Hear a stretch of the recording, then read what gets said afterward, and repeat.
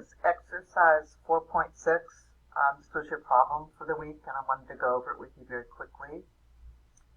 Everyone did a good job on the net income.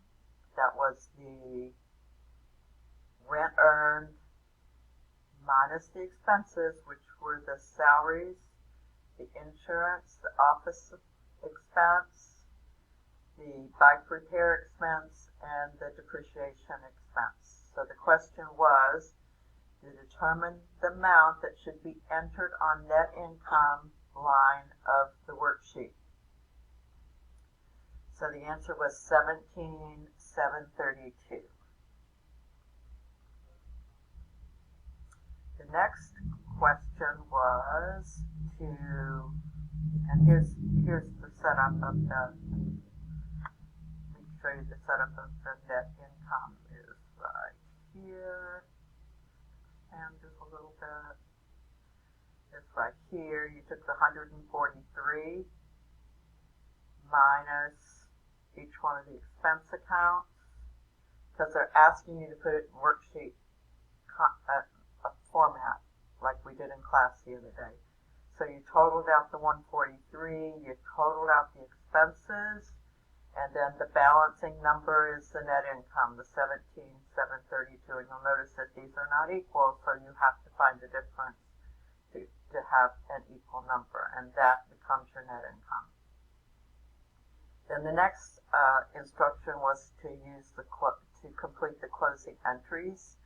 So you're going to close, remember there's 4 steps, and in this particular problem there were no withdrawals, so you don't have to close the withdrawal account. So you have, first step is to close the revenue account. So we've got rent earned, which is revenue. We're going to debit that for 143 because it carries a normal balance of a credit, and we want to zero out this account. And then your credit is then income summary account. The next step is to close your expenses. So you're going to enter each one of your expenses. Remember that an expense carries a debit, so you're going to credit these accounts. You're going to credit each one of the expense accounts to zero them out. And then that total, the total of this column becomes a debit to income summary. And now you have to go in and find out what the balance is in your income summary account, because the third step then is to close out your income summary account to your capital account. And you'll notice that 1732 is the same amount down here where you did the worksheet at 1732. So the only thing that one thing that I saw where the debits and credits were transposed. The other thing I saw in reviewing the homework was some of you did not use the income summary account. You have to use the income summary account. That's a must. So let's review it. You close your revenue account with a debit to revenue, credit to income summary.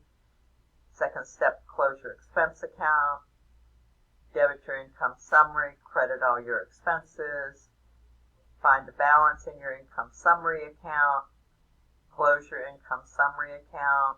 In this particular example, you have net income, so you're going to debit your income summary account and credit your capital account. If you had a withdrawal account, you would have debited